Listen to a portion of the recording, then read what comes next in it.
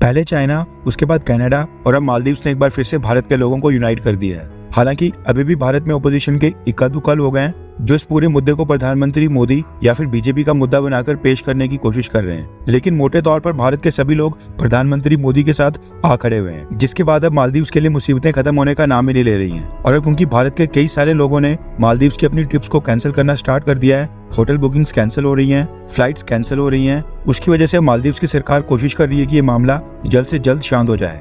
कट्टर Islamic president Mohammad मिर्ज़ू ने अपने 3 डिप्टी मिनिस्टर्स को भी सस्पेंड कर दिया है, जिन्होंने प्रधानमंत्री मोदी के लिए अपशब्द बोले थे और ट्विटर के ऊपर आपत्तिजनक टिप्पणी की थी। वो सब अब सस्पेंड हो चुके हैं। इसके अलावा मालदीव्स की सरकार की तरफ से स्टेटमेंट भी आई है, जिसमें उन्होंने कहा कि उनके डिप्टी मिनिस्टर्स ने जो प्रधानमंत्री मोदी के बारे में टिप्पणी की है, वो मालदीव्स की सरकार का आधिकारिक स्टैंड बिल्कुल नहीं है और वो उनके खिलाफ कड़ी कार्रवाई करेंगे। इसके अलावा मालदीव्स में कई सारे लोग भारत के सपोर्ट में भी आ गए हैं। पिछली गवर्नमेंट के कई सारे मिनिस्टर्स, प्रेसिडेंट, वाइस प्रेसिडेंट सबने मालदीव्स के नए प्रेसिडेंट मोहम्मद मिर्ज़ू को वार्निंग दी है कि भारत से पंगा मत लो, हम हर चीज के लिए भारत के ऊपर डिपेंडेंट है, हमारी सिक्योरिटी भी भारत ही करता है। लेकिन मसला ये है कि जो डैमेज होना था वो पूरी तरह से हो चुका है। भारत के अंदर कई सारे प्रोमिनेंट लोग इस मसले के ऊपर खुलकर बोल रहे हैं। Bollywood, sportsman, businessman, social media influencers सबके सब इस मसले के ऊपर स्टेटमेंट जारी कर रहे हैं। अभी भी खबर निकल कर आ रही है कि प्रधानमंत्री मोदी के ऊपर विवादित टिप्पणी को लेकर भारत सरकार ने मालदीव्स के हाई कमिश्नर इब्राहिम शाहिब को समन करके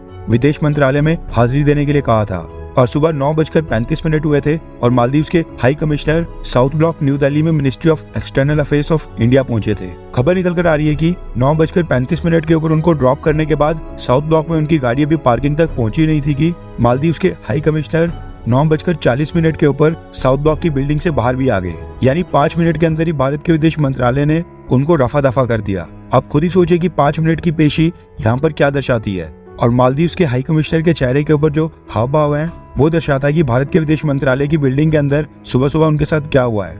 इस क्लिप के बाद ट्विटर यूजर्स का कहना है कि मालदीव के हाई कमिश्नर को 5 मिनट के लिए भी भारत के विदेश मंत्रालय की बिल्डिंग के अंदर जाने नहीं देना चाहिए था। नॉर्मली क्या होता है कि जब भी किसी देश के एम्बेसडर या फिर हाई कमिश्नर को समन किया जाता है, उसको बुलाकर उनसे जवाब मांगा जाता है, अपने देश की आपत्ति प्रकट की जाती है, नाराजगी जताई जाती है और नॉर्मली इस मीटिंग को पूरा होने में कम से कम भी आधे 1 घंटे का समय लगता है या फिर उससे भी ज्यादा। लेकिन मालदीव्स के हाई कमिश्नर को भारत के विदेश मंत्रालय ने 5 मिनट के अंदर ही बाहर भेज दिया, जिसके कारण मालदीव्स का मजाक बन गया है और ट्विटर के ऊपर मालदीव्स को ट्रोल किया जा रहा है। भारत के कुछ लोग तो डिमांड कर रहे हैं कि जिस तरह भारत ने कनाडा के डिप्लोमेटिक स्टाफ को भारत से निकालकर वापस भेजा था, ठीक उसी तरह से मालदीव्स के भी डिप्लोमेटिक स्टाफ को देश से बाहर करना चाहिए। हालांकि भारत की सरकार ने मालदीव्स के ऊपर अभी तक एक भी एक्शन नहीं लिया है।